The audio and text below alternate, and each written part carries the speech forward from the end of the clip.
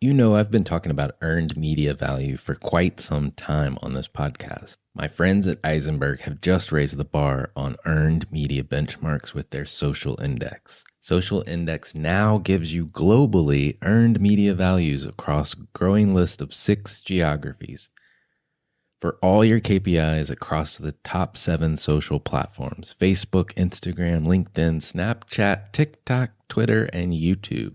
You can now visualize these values for deeper analysis, and they have a look-back window over 2 years of historical comparisons. Social Index is updated daily. Don't get stuck with old data. Over 1,000 companies have used the Social Index to understand the ROI of their social campaigns. And if you work with a social agency, you should demand they incorporate earned media values into your reports. Get your earned media value for social content. Visit earnedmediavalues.com/Alan. Again, that's earnedmediavalues.com/ALAN. If you're a marketer or business owner, you already know TV advertising is a powerful channel for business growth. It's also a solution for businesses frustrated by digital marketing's rising cost. But the traditional process for launching TV campaigns is expensive, time-consuming, and complex. Marketing Architects believes brands deserve access to quality TV campaigns. That's why they flipped the traditional TV agency model on its head to create all-inclusive TV. With all-inclusive TV advertising, Marketing Architects invest their own money to produce, analyze, and optimize your TV campaign. All you pay for is media. This means you get top-tier solutions for every piece of your campaign, but without the dramatic price tag, setting you up for rapid growth at an extreme cost advantage. In fact, all-inclusive TV is so revolutionary, they wrote a book about it. If you're a marketer, business leader, or interested in the TV advertising industry, you'll want to grab a copy of All-Inclusive TV, How Booming Brands Are Reimagining TV Advertising. Read how other brands use TV to transform their businesses and how you can do the same. Go to marketingarchitects.com/book to get your free copy today. Again, that's marketingarchitects.com/book. For all of us, it's about predicting where the consumer is going and getting half of it right. One of the things we want to do is create ads that don't suck. Embracing change creates great possibility. I'm Alan Hart, and this is Marketing Today.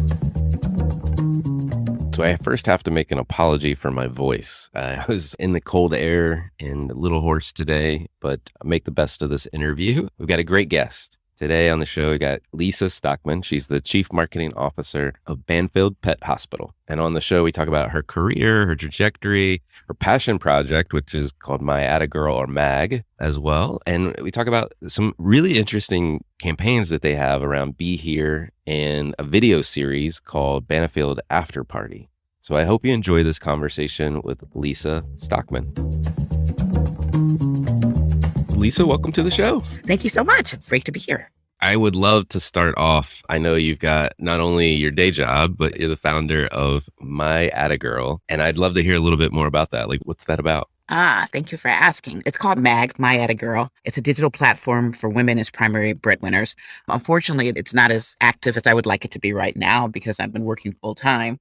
But it was definitely a passion project of mine. Always had an interest in women and helping women and better understand sort of whether their career opportunities, they can be successful, and tuning into the concerns of the working woman and the primary breadwinner. It's something that I named after my grandmother, Maggie Bernal, and it's My Atta Girl. So it's my passion project that I will continue, and I certainly wish I could devote more time to it. But I'm really proud of what we've done to date. That's awesome. I mean, I am the product of strong working women myself. My mom was the primary breadwinner in my house too. It's a different energy too, you know? It definitely is. And my grandmother, I guess this was in the 60s, she actually ended up getting divorced and raising my mom and her brother as a single mom back in the day when that was, I think, very uncommon. It's something that's near and dear to my heart as well. It's a great community that's growing, not only through divorce, or a lot of women are choosing to have single lifestyles, which is great. There's a community there. So at some point, I'm going to lock back into it, but I'm really proud of what's been done to date. Let's talk about your day job. What was your path to becoming the Chief Marketing Officer at Banfield Pet Hospital? My path is so funny. People are always like, what made you do this? I've always been led by my curiosity. I love brands. I'm from the Midwest. I'm a cheesehead from Wisconsin. Went to school on the East Coast, went to graduate school at Wharton, and that certainly helped me sort of determine what I want to do. Always loved marketing, working with and through people and problem solving and trying to find a way to sort of understanding people's behavior and how to monetize it. So most of my career was spent at Time Warner, different divisions of Time Warner, HBO, the Cinemax, Time Inc. Content Solutions, Time Warner Cable, a great sort of grounding and learning. I have an adult son who says my mom worked at Time Warner when there was a Time Warner. But I learned a lot about that. Learned about marketing there. And from there, left Time Warner, went into the healthcare space. It just happened that I was in a long commute on the East Coast and I was approached by Leukemia and Lymphoma Society. They're looking for someone to sort of head up their marketing and their brand. So that sort of led my foray into healthcare. I worked at Leukemia and Lymphoma Society, which I had not planned to work in a purpose-driven brand, but my life went that way. And from there, someone on the board at Leukemia and Lymphoma said, hey, you should look at City of Hope, which was in Los Angeles at the time. I was in New York. So I went to City of Hope for about 4 years, 3.5 years. I was chief marketing officer there. And while I was there, I met someone who had worked at Mars, was part of the Mars family, and said, what do you think about working in the pet care space? And I was like, I'm not sure that's my calling, but I was lucky enough to be at Banfield Pet Hospital, a division of Mars Vet Health, and fell in love with the dogs. So I can't say when people ask me about my career, how did I get there? It was really sort of following my curiosity, following opportunity. I'm a big person that believes well, why not? When I worked at City of Hope, gave me a chance to spend 4 years in LA, coming back to the East Coast for a little bit, and then going to Vancouver, Washington, which I never expected. But what a great opportunity to work with great people and introduce me to a really exciting category. I like your notion of following your curiosity. I think a lot of people, I don't know if you feel this way, but a lot of people I talk to, and I do this quite a bit, we start out with this notion that there's like this preordained path. Like I get this job and then I'm going to go get that job and then I'm going to get this job. But it never really happens that way, I don't think. I agree with you. I have 2 adult children. You don't know what you don't know. Sometimes what you don't know is amazing. So you have to be open to the possibilities, right? And see where your curiosity leads you. And life happens. I see so many people and then I'm going to do this. And it's like, that sounds good. I'm a little familiar with Banfield Pet Hospital. I've seen them in PetSmart locations when I was in North Carolina. Now I'm in Northern Virginia, and I see my first standalone one not too far from my house. And it actually helped. We moved, and my dog had a chip, and he was a rescued pet. We knew it probably wasn't set up right. I don't know how we knew that. Something was just a little off. And so we went in, and they actually helped us get it re-registered properly. It was great. And otherwise, they thought he was a cat from somewhere in the Midwest. And I was like, he is a bully dog breed mutt, and he is nowhere in the Midwest. So thankfully, they got to help us fix that. But tell me a little bit more about Banfield, because I wasn't a whole lot familiar with the organization until then. Well, actually, Banfield Pet Hospital is the nation's largest provider of preventative veterinary medicine. We have more than 1,000 hospitals. We do specialize in that preventative care. We are in your neighborhood, so I'm glad to hear that you went and accessed one of our hospitals. We specialize in things like vaccinations for rabies, dental cleaning, spays, neuters, and checkups. Look, our goal is to keep your dog healthy. We offer wellness plans, which are customizable packages that you can pay for at a monthly price. We do have standalone stores, but we're often in PetSmarts, and we try to be where our customers are. As Chief Marketing Officer of Banfield, I love the fact that we are in your neighborhood and that we're very customer driven. And for most of the folks, I'm glad they were able to help you with your chip. Banfield's vets are passionate. Any vet is really passionate. It's so interesting to see what motivates the veterinarian practice. There's a lot of heart there. Of course, there's a lot of knowledge, but they love pets and they do what they do as a calling. And it's just great to be part of that community. We had great service where we went, and we're having trouble getting it fixed otherwise. So it was really a great thing that they helped us figure it out for the final time we needed to try to figure it out. We're there to help. They're really good people in the hospitals. They care. And that's why people so often come back to us and are part of our wellness community, because we are in your neighborhood and most of our vets, we know our clients. So it's a great relationship. I'm glad they were able to help you. When we last spoke, you mentioned your Be Here marketing strategy. Tell me a little bit about that. Where did it come from? It's Banfield Here, Be Here. It came from sort of not the idea, but the research that we found that so many of our customers really depend on us. And we want to be there for them. Not only there for the pets, but for the associates. The veterinary community and all the folks who work in that hospital are really passionate, enthused about helping pets. We're here for the pets. The associates are here for you. And we're also here for the folks who own the pets, the consumers. Banfield's work is passion, deeply rooted in the love of our pets and the people that care for them. Be Here comes from that. It's about the connections we have with our pet owners and encouraging them to think of Banfield first when they have any pet needs. And so that's where our hashtag Be Here campaign comes from, that commitment to consumers. I like it. And it is the full circle, the community, if you will, the pet caretaker, the pet itself, and the people taking care of the pet when you need it. It's been a wonderful rallying cry for our associates. We have like 19,000 people who are part of Banfield, and we're just excited that Banfield is here for them in every way that you can think about that an associate would need support. So it's been such a wonderful rallying cry, both inside the organization and out. We've been in this 2-year pandemic. I don't think it'll ever go away entirely, but we'll see. And there seems to be this huge pet boom during the pandemic. How did that impact what you guys were doing? It's been an amazing 2 years, and from a pet perspective, one of the things that we've been able to do is really leverage that human-animal bond. Over 23 million households got a new pet during the pandemic. I was one of them. I have Pia, who's my pandemic pet, whom I love, and we all love. What's interesting about that, the growing pet population is largely Gen Z and millennial owners, with 80% of Gen Zers currently owning a pet. So as the pandemic began to continue, I was going to say expand, I guess continue is a better word. There's a real need for Banfield to be there to support all these amazing pets that are now part of the household. I've been part of the marketing industry for over 20 years. And what's been interesting is that, of course, I understand the need to be relevant, but our customer base keeps changing. And in the last 20 years, during that pandemic boom, there were lots of new opportunities to engage with our clients and make sure that we're relevant and make sure that we're there to help them. That's a huge change. 23 million homes with new pets and 80% of Gen Z having pets themselves now. I mean, that's an accelerator of the demographic change. Oh, absolutely. And then to be home for 2 years with that pet, it's a lot. But that behavior, it was a great time for us to bond with consumers. And also we had a good understanding of what they were facing with their new pet. As a part of that, we launched Banfield After Party series, and I was able to watch some of the videos. I mean, one, I was blown away by the production quality. It felt like I was watching TV. Well, that's great. That was part of it. We worked with an amazing agency, Quantasy, out of Los Angeles, that really helped produce and gave us direction for that. We wanted to feel like you were at a talk show host, right? Yeah, well, it worked. Tell me a little bit more about it for listeners' sake, and how did it come about? Where was the idea come from?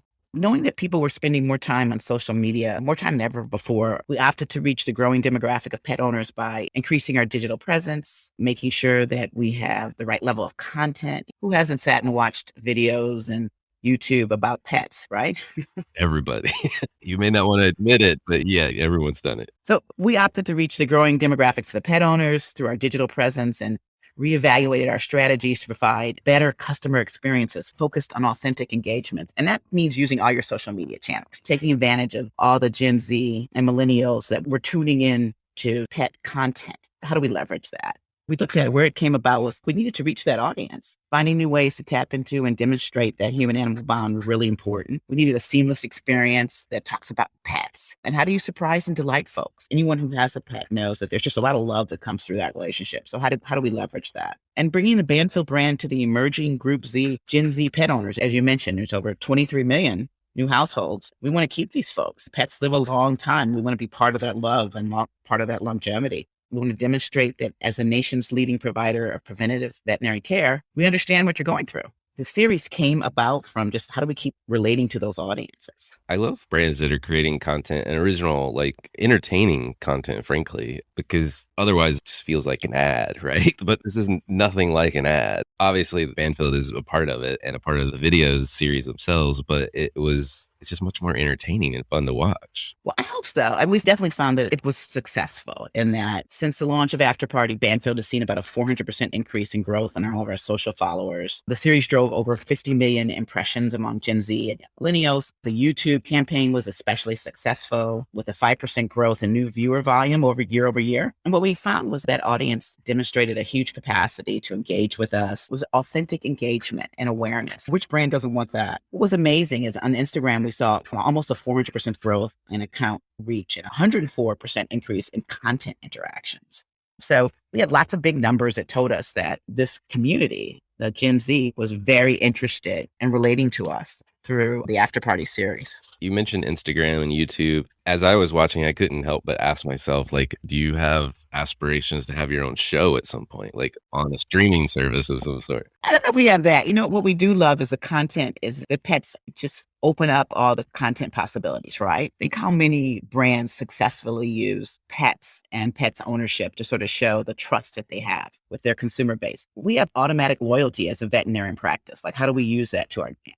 So I don't know if we want to have our own show, but we do want everyone to be aware that we understand not only the care of your pet, but the love of your pet. And we want to optimize it. And you got to be where consumers are. Those are all through those social channels. The work is fun. You asked me how I started my career, and my friends joke, Lisa's career's gone to the dogs. And I'm like, happily. Influencers, for those that haven't watched this series, you should go out and watch the series, those that are listening to this. But influencers play a big role, like the pet influencers too. How do you think about the use of influencers in your marketing effort? I think it has to be a targeted use of them and a strategic use. Influencers were key to driving efficient targeting of Gen Z. We did extensive research and put together lots of thoughts from our different agencies in terms of how to select the best influencers who have strong Gen Z and millennial followings so that we could really drive authentic engagement. So purposefully, at the end of the day, we want more people to be aware of the value of Banfield and services we provide, and that how we are the best folks, the best veterinarian practice to care for your pet. #BeHere.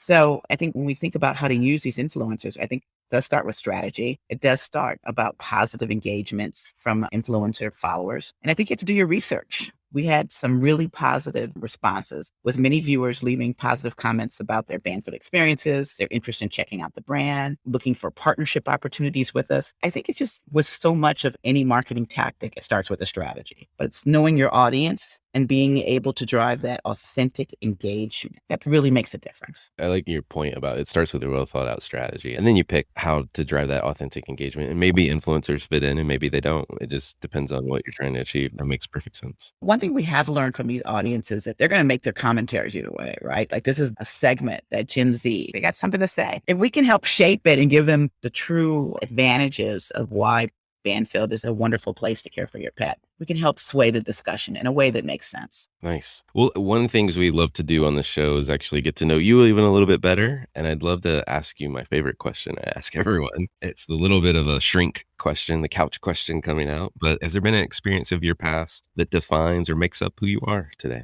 My children, I have a 24 and 26-year-old, almost 27. They constantly define my curiosity. They help me understand how the world has changed and continues to change. They taught me about open-mindedness, patience, and ability to influence with authority and without authority. I love the youth and how they've taken all these digital properties and just made them maximize them and monetize them. So I don't have just one person behind me, but I definitely feel the influence of the younger generation, and that excites me. I have a 14-year-old daughter. She's a great kid in general, but man, the mood swings lately. I can't wait till she's 24, 26. You got a while, my friend. I know, but she is a good kid. They definitely stretch you in ways you never thought you could be stretched before. And they teach you, right? When I think things to stay open-minded, and I'm constantly learning, which I love.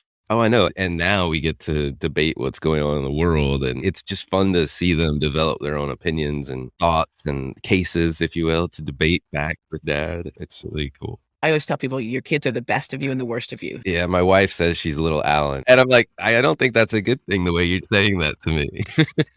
That's okay. Yeah.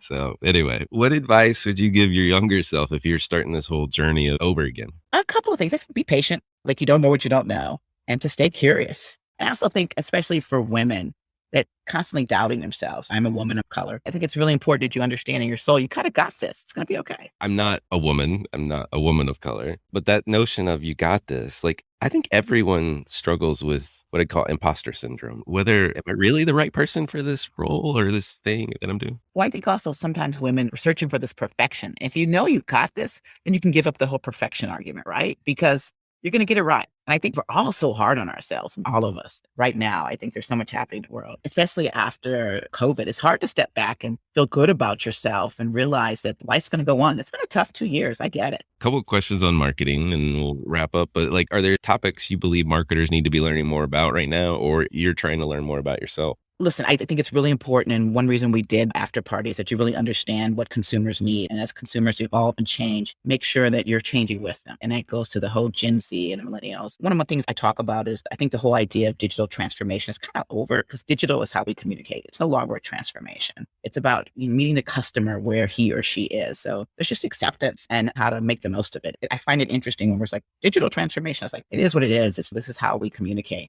Got to make the most of it. The adoption of that isn't something you can choose at this point. Consumers want immediacy. They want to work from home.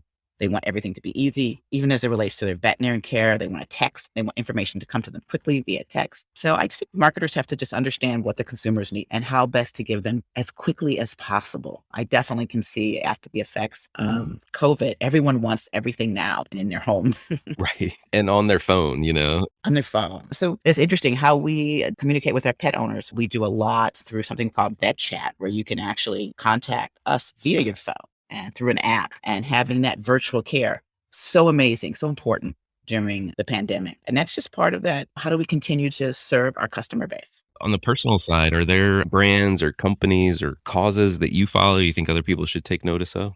Well, yeah, it's interesting. I just finished all the March Madness. I was addicted, but there were some great spots about women's sports. I think the ad council did them, where it was just silence on the screen. And it was basically the point was there's all these great athletes who've had incredible moments and they were not taped or they were not on television because they were women's sports. They're not broadcast. That was amazing. Wow, what a wake up call. We're not having any equity in this space and we're missing these amazing moments. So I thought that was just really well done. And then there's my favorite commercials, I have to actually say, are those Geico, like, don't become your parents? You've seen those. They make me howl. That parking lot where he goes, let's not talk about leaving before we actually saw the game. I mean, how many of our parents didn't do that? Like, got to park close by. I think they do a really good job with authenticity and making it relatable. And I think that's what good work is when it's relatable. The one that cracks me up every single time is they're in the hardware store and a younger person comes in with blue hair and guys are like just trying to hold it back and then they can't hold it back anymore and they're like, blue. They really have that human element down, right? I'm impressed by it. It motivates you. Exactly. Well, last question for you. What do you think is the largest opportunity or threat to marketers today? I think your leaders today, you have to stay open-minded. You have to be approachable. And you have to have teams that are not only strategic, but teams that are reflective of American society or global society, right? How do you make sure that you have teams that are inclusive? How do you make sure that you're listening to all the different customer bases that support your product? How do you remain curious? There's so much change going on, and it's amazing. But I think about sort of the opportunities or threat to marketers. You got to stay curious. You need to have teams that are reflective of the changing American fabric. It's just who America is if you're selling stuff in America. So how do you stay relevant and make sure that you're open-minded to your entire consumer base? And it's exciting. I think most marketers, I'm sure you find they're passionate, right? The people you talk to are passionate. Oh, absolutely. Well, Lisa, this has been fun. I have enjoyed this conversation. Thank you so much for coming on the show. Oh, thank you so much, Alan, for inviting me in. The same here. Lots of fun. And thank you for your time. Hi, it's Alan again. Marketing Today was created and produced by me, with support from my team and podcast editors, sound engineers, and writers at Share Your Genius. Find them at shareyourgenius.com. If you're new to Marketing Today, please feel free to write us a review on iTunes or your favorite listening platform. Don't forget to subscribe on marketingtodaypodcast.com and tell your friends and colleagues about the show. I love to hear from listeners. You can contact me on marketingtodaypodcast.com. There, you will also find complete show notes, links to what was discussed in the episode today, and you can search our archives. I'm Alan Hart, and this is Marketing Today.